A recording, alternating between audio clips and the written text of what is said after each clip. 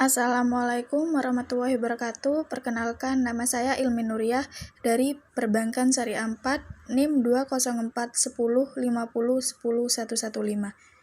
Di sini saya akan menjelaskan tentang murabahah.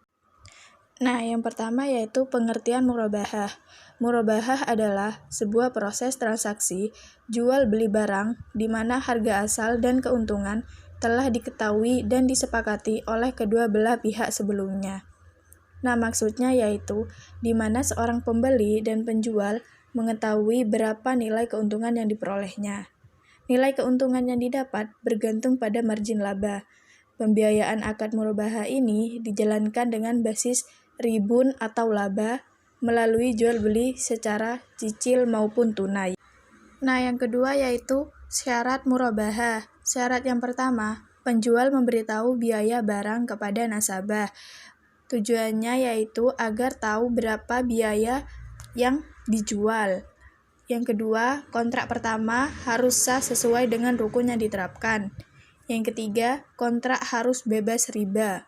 Yang keempat, penjual harus menjelaskan kepada pembeli bila menjadi cacat atas barang sesudah pembelian, bertujuan supaya pembeli mengetahui barang tersebut dan agar tidak ada kesalahpahaman antara kedua belah pihak. Yang kelima, penjual harus menyampaikan semua hal yang berkaitan dengan pembelian. Misalnya jika ada pembelian dilakukan secara utang, tunai, ataupun sebagainya. Nah, yang ketiga yaitu adanya ketentuan akad murabahah.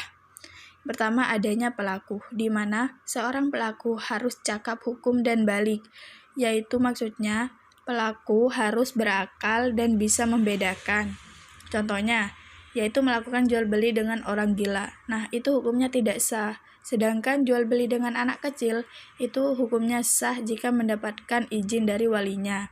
Yang kedua, objek jual beli harus memenuhi. Yang artinya, barang yang diperjualbelikan adalah barang halal semua.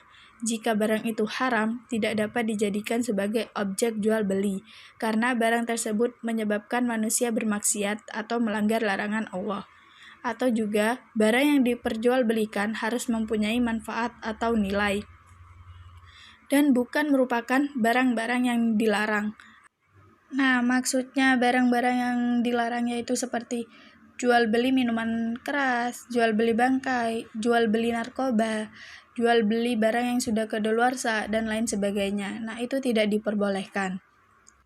Nah, yang ketiga adanya ijab qabul, di mana apabila jual beli telah dilakukan sesuai dengan ketentuan syariah, maka kepemilikannya, pembayarannya, dan pemanfaatan atas barang yang diperjualbelikan menjadi halal. Yang keempat yaitu adanya landasan hukum murabahah. Landasan hukum pada transaksi murabahah berasal dari Quran Surat Al-Baqarah ayat 275 yang berbunyi, dan Allah menghalalkan jual beli dan mengharamkan riba. Juga pada Quran Surat An-Nisa ayat 29 yang artinya, hai orang-orang yang beriman, janganlah kamu makan harta sesamu dengan jalan yang batil, kecuali dengan jalan perniagaan yang berlaku dengan suka sama suka di antara kamu. Dan janganlah kamu membunuh dirimu, sesungguhnya Allah adalah Maha Penyayang kepadamu. Yang kelima yaitu rukun akad murabahah. Yang pertama, bai atau penjual. Penjual dalam hal ini adalah lembaga keuangan syariah.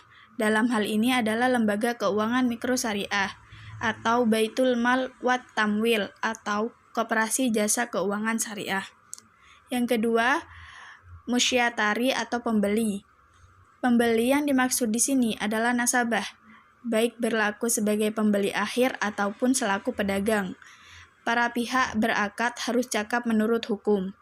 Cakap dalam pengertian hukum syara harus sudah balik dan dalam kaitannya dengan hukum perdata sebagai hukum positif, dan yang bersangkutan minimal harus berusia 21 tahun atau sudah menikah. Yang ketiga yaitu mabi. Mabi atau barang yang akan diperjualbelikan. Barang-barang yang menjadi objek jual beli disyaratkan harus jelas dari segi sifat, jumlah, jenis yang akan diperjualbelikan. Harus barang yang halal dan baik. Yang keempat, saman atau harga. harga barang dan keuntungan harus disebutkan secara jelas jumlahnya, dan mata uang yang digunakan itu rupiah atau mata uang asing. Demikian juga pembayarannya, apa dibayar secara tunai atau tangguh. Yang kelima, sigat atau ijab qabul, yaitu pernyataan serah terima atau kontrak. Kontrak di dalamnya pembiayaan murabahah berupa cara tertulis di bawah tangan, yaitu kontrak yang dibuat oleh pihak BMT atau KJKS dikuatkan dengan tanda tangan di atas materai. Yang keenam, adanya kegunaan akad murabahah. Akad yang pertama, kegunaannya sebagai pemenuh modal usaha kerja, investasi, maupun pembiayaan yang bersifat konsumtif, seperti angsuran rumah, kendaraan, dan lain-lain. Yang kedua, untuk pembiayaan kebutuhan produktif, seperti mesin produktif, alat-alat perkantoran, dan lain-lain. Yang ketiga, cara dan proses pembayaran, serta jangka waktu pembayaran sesuai dengan kesepakatan kedua belah pihak. Yang ketujuh yaitu kelebihan menggunakan akad murabahah. Yang pertama, keuntungan diketahui dan ditentukan secara jelas di awal transaksi dan merupakan hasil dari kesepakatan kedua belah pihak. Yang kedua, margin atau keuntungan murabahah bersifat tetap apabila sudah disepakati oleh kedua belah pihak, maka tidak dapat diubah. Yang ketiga, transaksi murabahah apabila dilakukan secara kredit dinilai memiliki resiko yang lebih rendah. Karena itu tidak berhubungan dengan kondisi usaha nasabah tersebut, baik itu mengalami keuntungan atau rugi. Transaksi utang piutang itu wajib diselesaikan oleh nasabah sesuai dengan perjanjian yang sudah disepakati. Yang kedelapan yaitu jenis-jenis akad murabahah. Dilihat dari proses pengadaan ada dua, yaitu akad murabahah dengan pesanan. Pada akad murabahah ini, transaksi jual beli terjadi setelah penjual membeli barang yang telah dipesan oleh pembeli terlebih dahulu. Nah, maksudnya yaitu pembeli tidak boleh membatalkan pesanan dan harus membayar barang yang telah dipesan. Untuk akad murabahah tanpa pesanan yaitu adalah sesuai dengan nama jenisnya.